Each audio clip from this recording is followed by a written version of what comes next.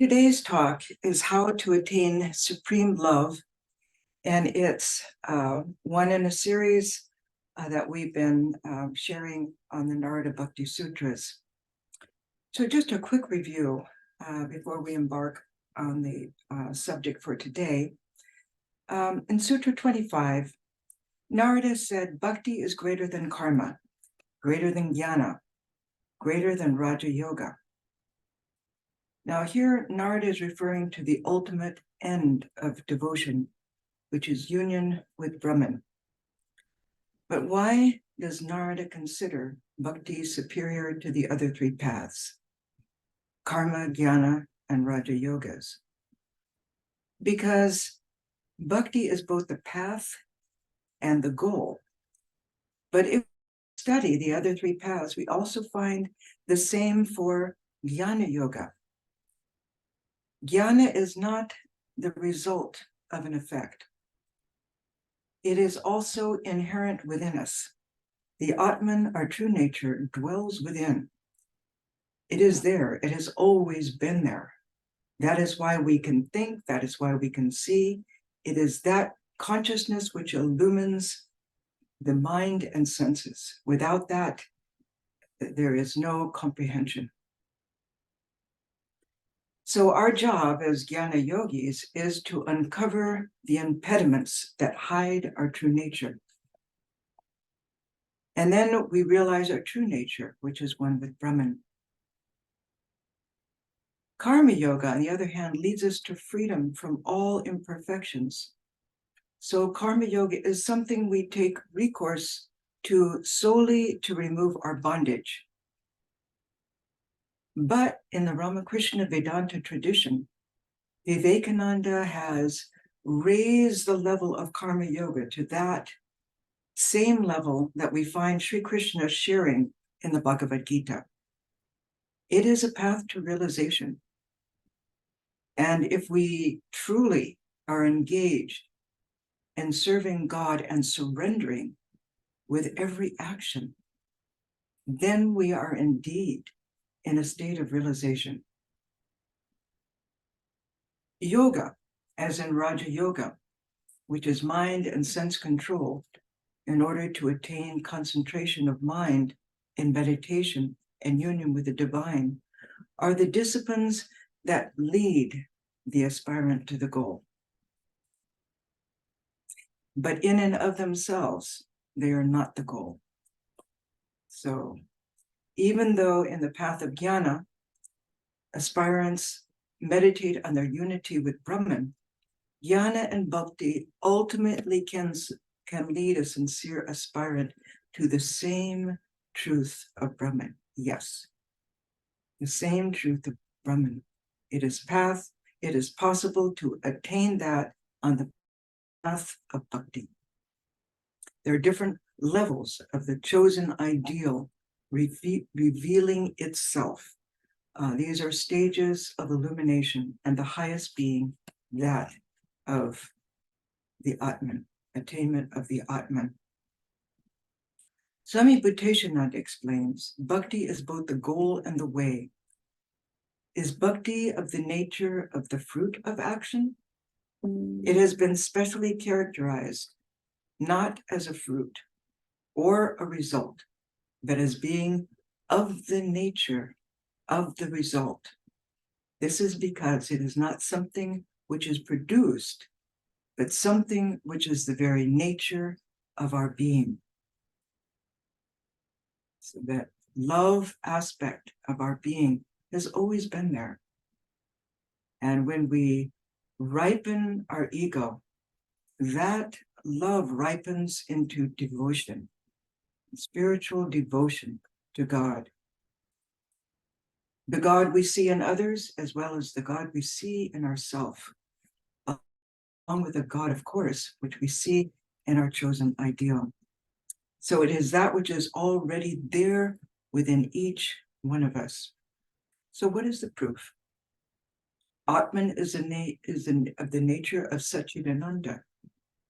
The bhakta realizes Ananda. But that Ananda is also Chit, which is also Sat. It is loving consciousness. That consciousness does not make one dry. It is of the nature of bliss. And I have never, ever met a dry jnani. And as I've shared before, I knew of a wonderful Swami in India who was a brother disciple of my guru, Swami Nirvanananda, who was given the special boon of Brahmajnana by Swami Brahmananda, who was on his deathbed at the time and was surrounded by senior monks of the order. So it was known in the order that Swami Nirvanananda would have that boon. And when I went to India in 1979, that was the one monk I knew I must meet. And when I met him, his love was unsurpassing. And in a later pilgrimage to India, one monk told me that he had asked Nirvanananda, in fact, Maharaj gave you that boon. Swami Brahmananda gave you that boon. Have you attained that state? And his answer, 3 times, was through the grace of the Guru and the grace of God. I have surrendered everything. That surrender is the last word. Nothing dry about that self-surrender. Sutra 29, Narada had said, some believe that knowledge and devotion are interdependent. And in fact, with an upcoming workshop, we are going to explore that with Swamis Atmarupananda and Sarvapriyananda. And our Sarvapriyananda this time is going to take the standpoint of Bhakti Yoga. So devotion and knowledge are like 2 wings of a bird. Without either one, the bird will falter and fall to the ground. So if love is not combined with intellect and willpower, it can degenerate into blind emotionalism. And that is not what we want in spiritual life. And on the other hand, if intellect is not coupled with devotion, it can stagnate into dry intellectualism rather than real knowledge. Now, there are some who tell me that they are jnanis. There's no realization there, but they're devoted to the study. Well, that's fine.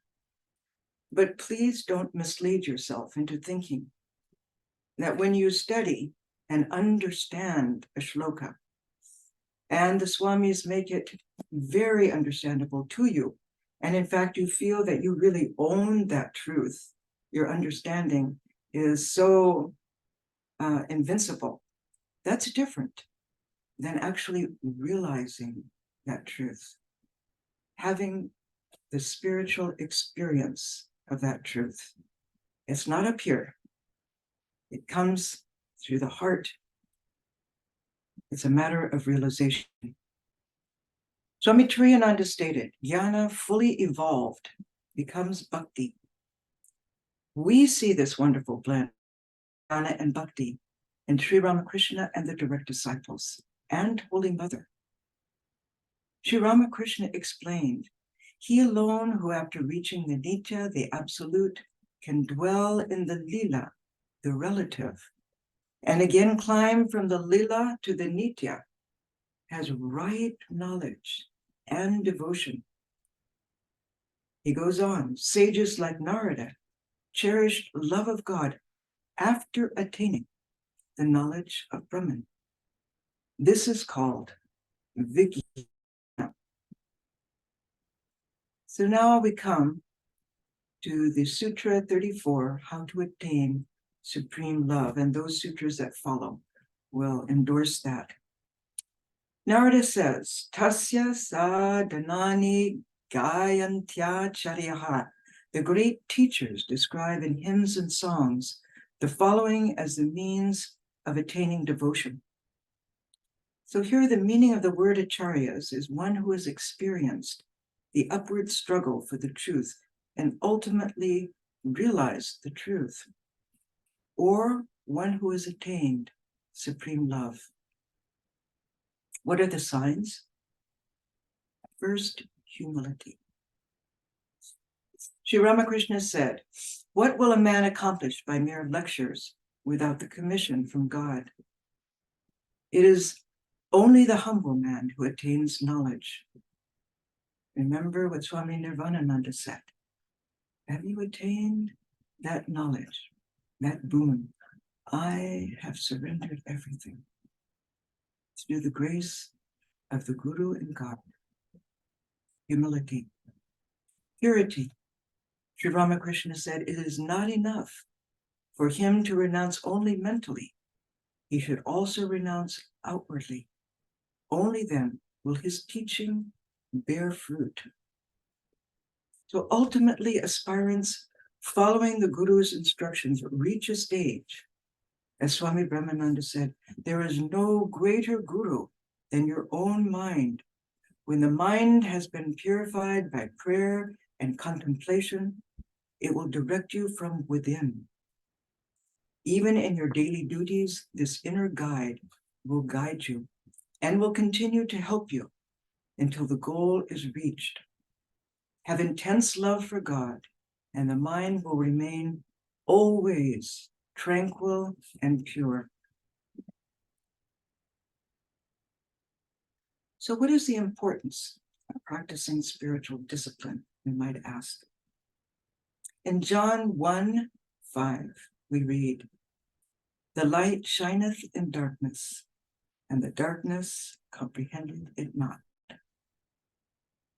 This means that divinity is within all, that the aspirant must long for it in order for it to be called forth and then unfolded within ourselves. Perfection of the human soul can only be attained when the faculties of mind are purified and then thoroughly incorporated into every nook and cranny of our daily life. Spiritual disciplines prescribed by a real teacher are meant to achieve this. Then the disciple becomes thoroughly integrated into spiritual life and is able to advance spiritually. Self-study is important, but Shankara warned, erudition, well-articulated speech, a wealth of words and skill in expounding the scriptures, these things give pleasure to the learned, but they do not bring liberation. They're helpful in our sadhana, but do not stop there. This self-study must push us onward in our practices. When some awakening comes, the devotee realizes it's like a magnet drawing one inward. In other words, it's grace. We struggle, but our struggles are finite. And yes, we see progress. We see progress in others, we see progress in ourselves, but we cannot achieve the infinite through finite struggles. Grace is absolutely necessary. So what are the disciplines? The struggle is twofold: self-effort and divine grace. Shankara said faith, devotion, and constant union with God through prayer, these are said to be the direct means of liberation. There are both positive and negative methods. In other words, when we fix the mind on the Lord, we automatically develop dispassion for the things of the world that detract from that attraction. And that vairagya develops exponentially the further we advance toward God. When we fix the mind on God, we soak our consciousness with God's love. Yes, it's palpable. And that automatically brings forth jnana and vairagya. The mind becomes purified. We're able to read deeply the scriptures. And Vairagya is this dispassion for worldly distractions. That is increased as we soak our consciousness. Sutra 35. Tattu Vishaya Tyaga Sangha Tyaga Chaha. To attain supreme love, a man must renounce the objects of sense pleasure as well as attachment to them. It doesn't matter if one pursues the positive or the negative methods of the path of devotion, but when they're intertwined, devotion to God and dispassion for worldly pursuits, one advances more quickly. Swami Tyagishananda explains in his Narada Bhakti Sutras commentary, their mutual cooperation is essential for success. So how do we do this? Swami Tyagishananda says, so long as one is alive, awake, and observing, one cannot refuse to see the objective world, nor is it possible for one to escape, if however much one may try to run away from it. But one can refuse to consider it as real, if one has the wisdom and the courage. Advaitic authorities recognize three orders of reality, the Swami continues: absolutely real, empirical, and apparitional. The divine reality alone is absolutely real, explains. The world of everyday experience has reality only for the purpose of experiences and usages. So that is the empirical nature of this world. The vision conjured up by the magician, on the other hand, has only the semblance of reality, and that is the apparitional reality. So this world of everyday experience and this vision of the world as a magic show disappear in our deep sleep. But the divine reality alone is real because it remains as it is. Now, how do we know this? Well, those who have attained that reality tell us, you sleep in one way, but I sleep in the knowledge of the Atman. So if we can strive to discriminate on the ephemeral nature of the things of this world, then practice helps us to hone our attention on that which is lasting. And if we can gravitate toward making our mind stick there, we progress rapidly in our interior life of devotion. The practice would be abandoning as empty and worthless all objects that tempt the lower mind. Then as we grow older, the desires remain, but we are no longer able to fulfill them. If we satiate our desires by yielding to them and increase them. So that is why Swami Triyananda was asked, what is religion? And he answered, to make the heart and the lips the same. In other words, renunciation must be whole-souled, physical as well as mental. Swami Triyananda once gave an astute example of what that kind of renunciation looks like from the inside out. He said, once upon a time there was a king, and he had a friend, a holy man. The king would very often say to his friend, just release me from this worldly bondage, just make me free. The holy man would give him instructions, and yet the king was persistent in his request, just make me free. One day, to show the king, he caught hold of a pillar and repeatedly began to request the king, friend, disentangle me, please. The king said, well, why don't you let go of the hold yourself? And the holy man said, no, you must disentangle me. The king replied, a great irony indeed. You yourself have clasped the pillar tightly And at will, you can leave it off. But no, you will request me to come to your rescue? Why don't you just give it up? Then the holy man left the pillar and said to the king, it is the same case with you. You yourself are clasping the world, and yet you constantly request me to release you from it. So why don't you yourself give it up? The king then understood. So what are some of the attachments we should strive to renounce? Well, as gross as attachment to lust and greed, and as subtle as attachment to name and fame, the recognition for accomplishments we've made.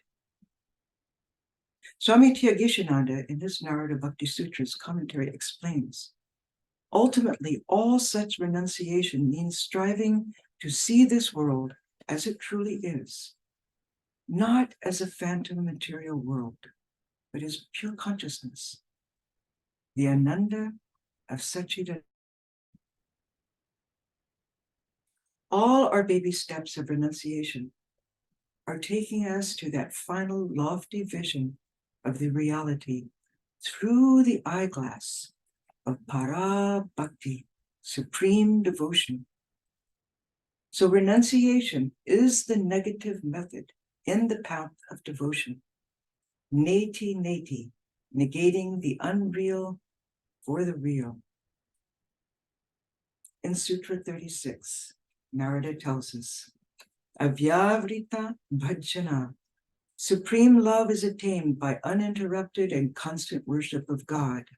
And the next sutra, Sutra 37, he says, Loke pi bhagavat guna shravana kirtana, by hearing of and singing the glory of the Lord, even while engaged in the ordinary activities of life. So these two verses exemplify the positive method in the path of devotion. Worship and repetition of the name of God, what we call japa, are here extolled as two primary spiritual practices in Bhakti Yoga. Sri Ramakrishna tells us, devotion as described by Narada is suited in the Kali Yuga. It means to chant constantly the name and glories of God. Let those who have no leisure worship God at least morning and evening by wholeheartedly chanting his name and clapping his hands. Sri Ramakrishna used to orally chant the name of God by clapping his hands as he chanted. And when his Vedanta guru, Totapuri, came to Dakshineshwar to teach him the path to attain jnana, he used to mock his disciple Ramakrishna in his devotion to the Divine Mother. He called clapping his hands in prayer to Mother as though he were making chapatis.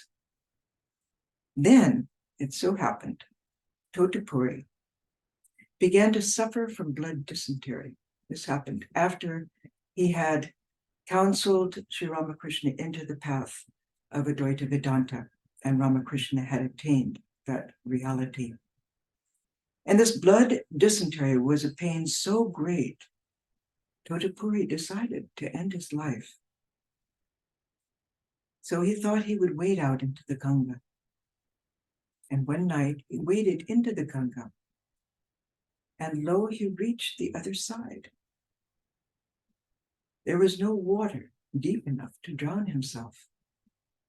And he thought, what is this divine Maya? And suddenly he had a dazzling enlightenment. The omnipresent Divine Mother, Cosmic Mother, Omnipotent Mother. Mother is in the water and land. Mother is the body and the mind. Mother is illness and health. Mother is knowledge and ignorance. Mother is life and death. Whatever I see, hear, think, and imagine is Mother. No embodied being can go beyond her jurisdiction unless she so wills. Again, the same Mother is beyond body, mind, and intellect. transcendent and devoid of attributes. Totapuri realized Brahman and the power of Brahman are identical. His disciple had taught him an even greater and richer attainment, that of Vijnana. So as a jnani, one attains that realization of oneness.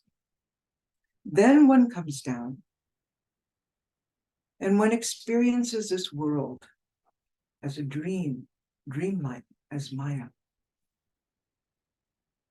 But in the state of Vijnana, one sees that consciousness pulsating through everything and everyone in the universe.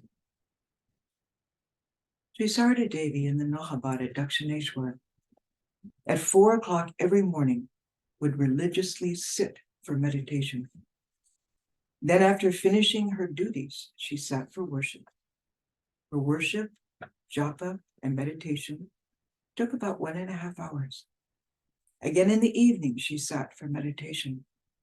She said, by the law of habit, one attains realization by continuous practice of japa. And again, pointing to a small timepiece in a niche, she said, as that timepiece is ticking, so also go on repeating God's name. That will bring you everything. Nothing more need be done. Sri Chaitanya also extolled the practice and power of prayer. In his famous prayer, O name, stream down in moonlight on the lotus heart, opening its cup to knowledge of thyself. O self, drown deep in the waves of his bliss, chanting his name continually, tasting his nectar at every step, bathing in his name, that bath for weary souls. The Jesus prayer, which is a form of a mantra, is used in the Eastern Orthodox Church, and we can read its impact in the Christian classic, The Way of a Pilgrim. Now you may ask, why are you quoting from The Way of a Pilgrim? Well, in fact, this book is on the reading list at our training center at Bellarmont for the young monks who join. And it's a wonderful classic. And it endorses this tradition of japa that we have in our own Hindu tradition. The pilgrim traveled across the steppes of 19th century Russia before the liberation of the Tsar. And one day he heard St. Paul's letter to the Thessalonians being read from a church pulpit. Pray without ceasing. And he wondered how he could learn to do this.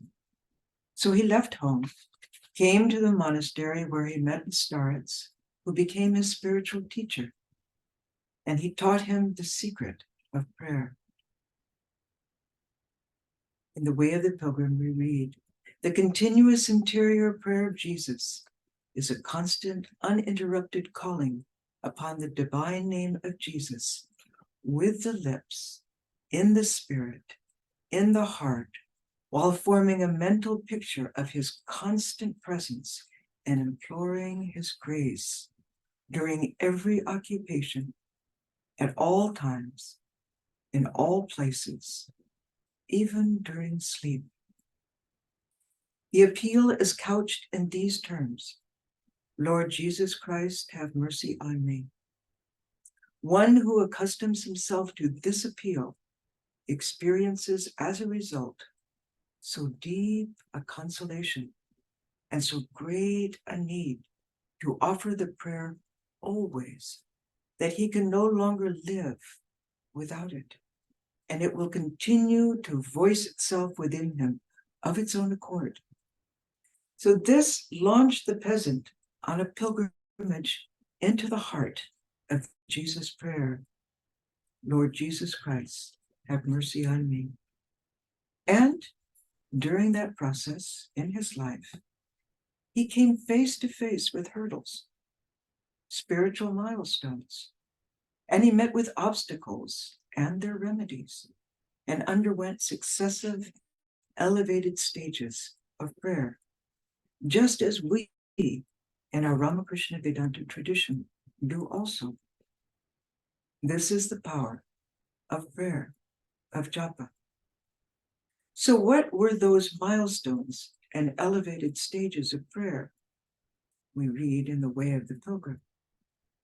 Many cold enlightened people regard this frequent offering of one and the same prayer as useless and even trifling, calling it mechanical and a thoughtless occupation of simple people.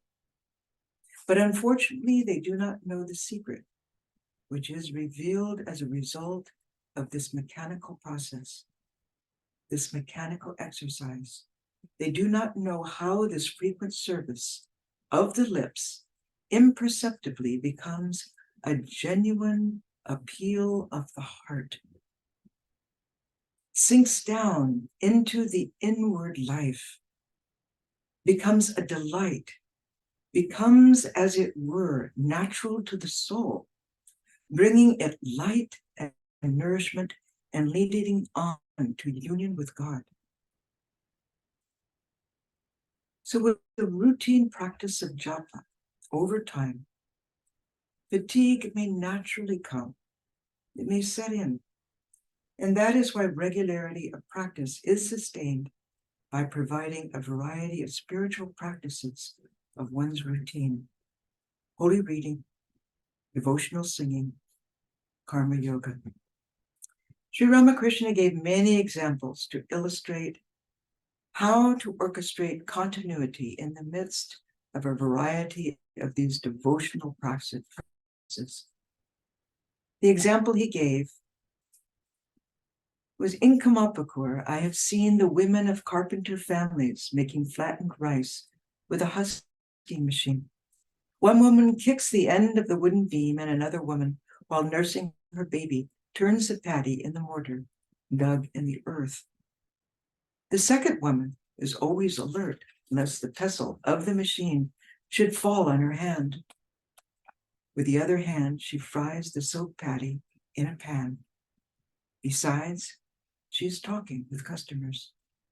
Likewise, Ramakrishna says, do your different duties in the world, fixing your mind on God.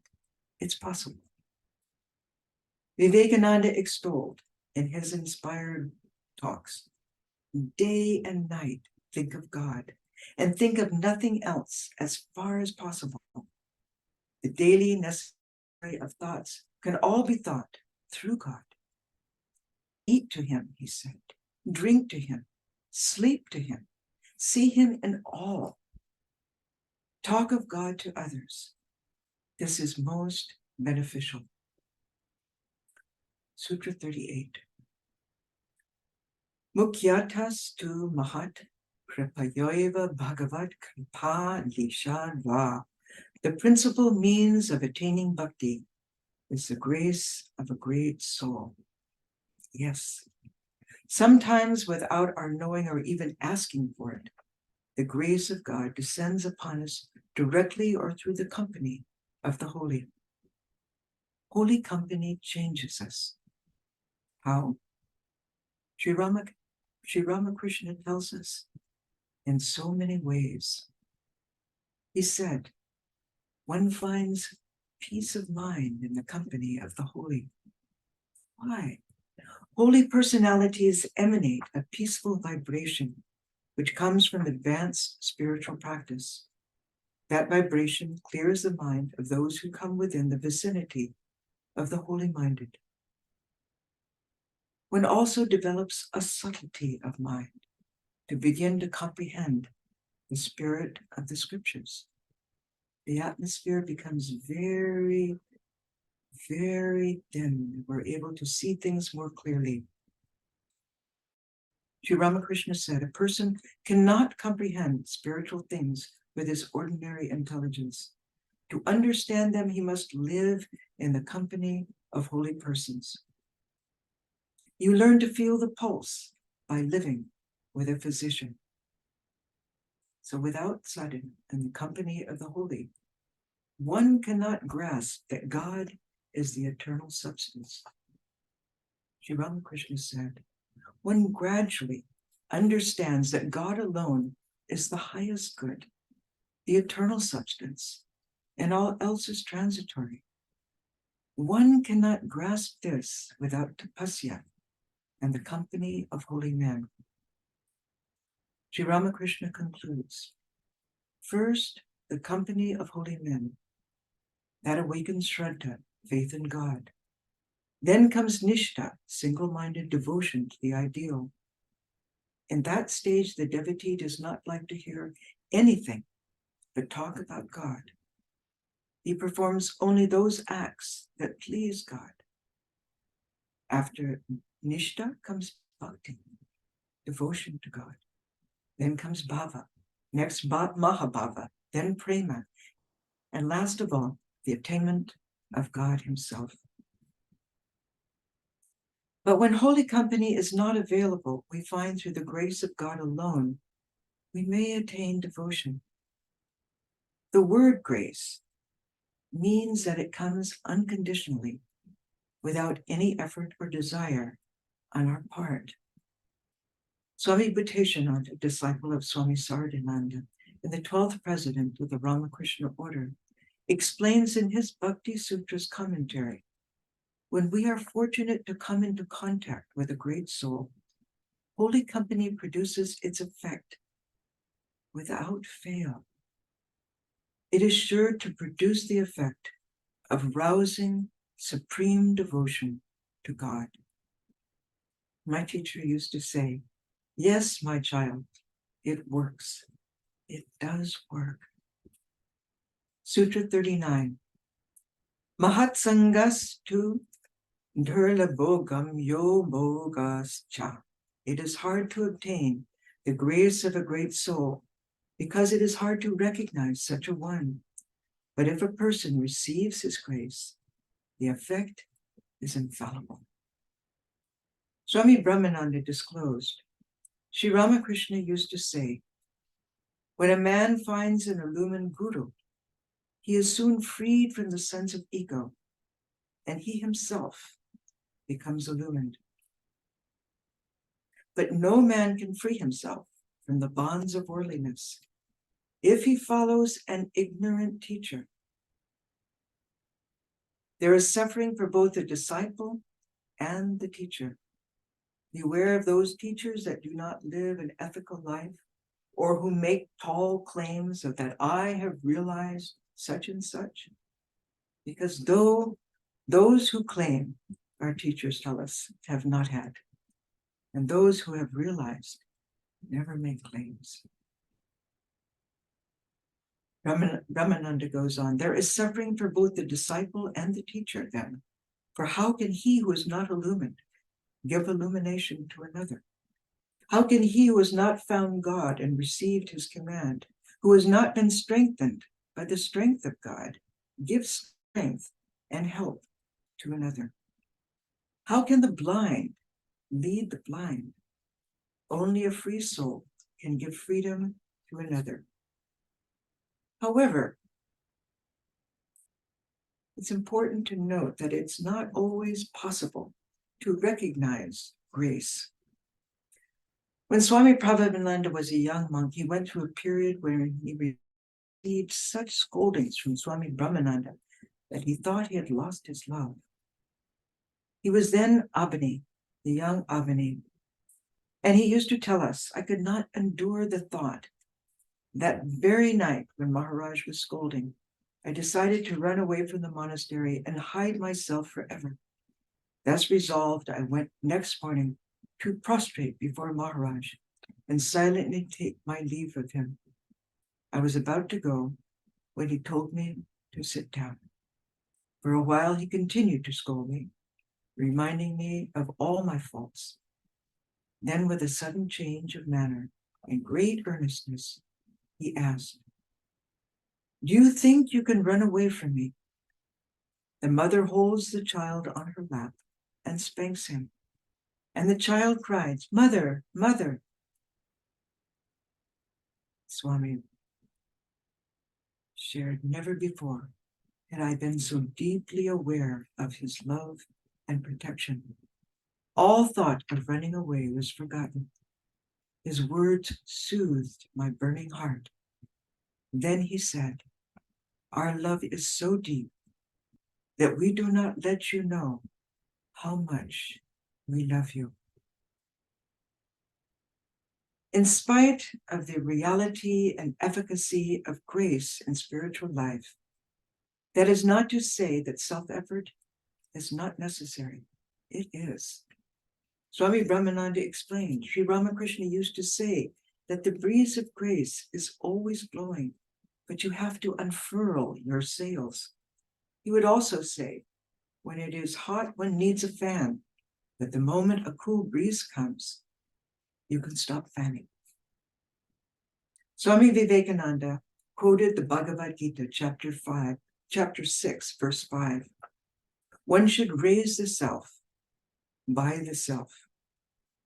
He said, let each one work out one's own salvation, freedom in all matters. In other words, advance towards mukti is the worthiest gain of man, he would prod. His was a man-making religion. In other words, without using our muscles, both physical and mental, how can we muster the strength to hold and assimilate grace when it comes? Sutra 40. Labhyate pi tat kripayoeva. Through the grace of God alone, an aspirant obtains the grace of a great soul. Who is the Guru, we may ask? Why is he important? Swami Brahmananda answers our questions. Within the palace of 7 gates, there dwells a king with whom a poor man begs an audience. The king's minister grants his request and leads him through the great gates to the royal presence. At each gate there stands a richly dressed officer, and each time the poor man asks the minister if that is the king. And the minister answers no each time until they have passed the 7th gate, and the king stands before them in all his splendor and glory. Then no question is asked. The man recognizes his king. So it is with the Guru. Like the king's minister, he leads the disciple through the different stages of spiritual unfoldment until he leaves him with the Lord. But why a human Guru, we might ask? Why not one's own mind? Swami Turiyananda explained, Shankara has no doubt laid particular stress on the jnana aspect of spiritual life, in other words, self-effort and self-knowledge. But Vedanta also upholds the necessity of a spiritual teacher. Life can be kindled only from another life. Furthermore, from an authentic teacher within a living spiritual tradition, initiation, the transmission of a sacred mantra from within that tradition carries a special power. It comes directly from the source itself. In the case of the Ramakrishna Vedanta tradition, all mantras given come from Sri Ramakrishna himself, who handed them down to Sri Sarada Devi. She in turn disclosed them to Swami Virajaman, the 6th president of the Ramakrishna order. Before then, up until the 5th president, all were direct disciples of Sri Ramakrishna. And each of them, through vision, knew exactly which mantra to give the disciple. So that is why the human gurus within the Ramakrishna order never claim to be the guru. They are rather the human conduits through which the mantra is carried from the source to the disciple. Initiation aside, in the Srimad Bhagavatam, Canto 11, Chapter 6, Sri Krishna discloses a secret in associating with holy company. He says spiritual discrimination, virtuous deeds, sacrifices, study, austerity, repetition of the sacred mantras, resort to places of pilgrimage, righteous conduct. All these are aids to spiritual unfoldment. But the greatest help is a society of the holy, where by serving the saints and associating with them, one cuts asunder the roots of ignorance and attachment.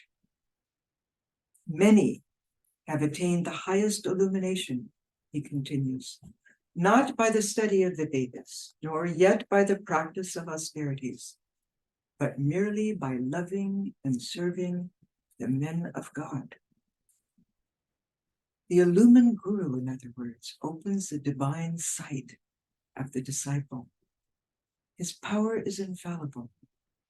We see in the lives of Christ and Sri Ramakrishna how they bestowed their grace on saints and sinners alike. My teacher, Swami Prabhupada, met Girish Ghosh, the famous poet, writer, and dramatist, just before he came to the United States, who said about himself, Girish said about himself, "There is no sin I have not committed." And indeed it was so. But at the time when Swami Prabhupada, as a young monk, met him in his home in Kolkata, the Swami remarked, "In his presence, one could feel holiness." And in the case of his master, Swami Brahmananda, he ruled the monastery with love. When young monastics of different temperaments live together, it's only natural that misunderstanding sometimes arises. And no matter how high their common ideal is, this happens. Swami Prabhupada related that once two young monks quarreled and actually came to blows. So how does an illumined teacher correct such a situation? Swami Premananda heard of it and went anxiously to Maharaj, saying, "Maharaj, we brother disciples have lived together in peace and harmony for many years. Never have we fought or quarreled. Never has a harsh word been spoken among us. What shall we do with these boys? Ought we not to expel them?" "Brother," Swami Brahmananda answered gently, "it's true that they had been making trouble.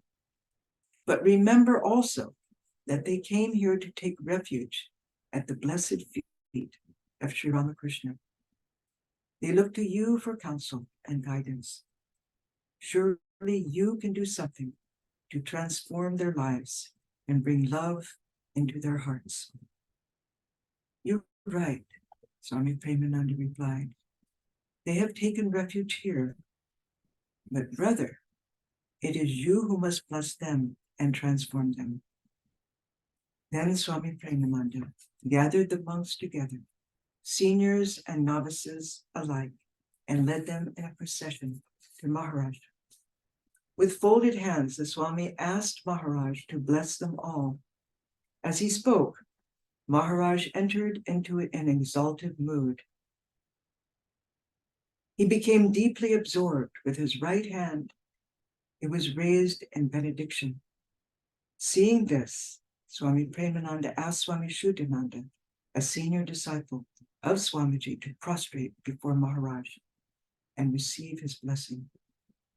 Thereupon, every monk and every initiate followed his example, and Maharaj touched the head of each with his uplifted hand.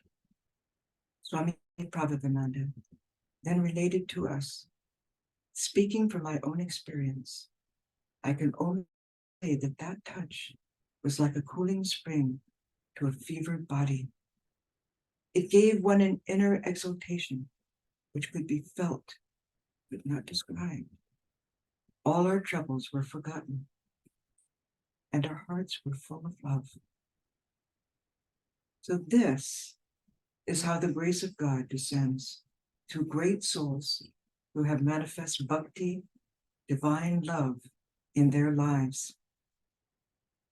And this is how That love is transmitted to others by lives touching lives.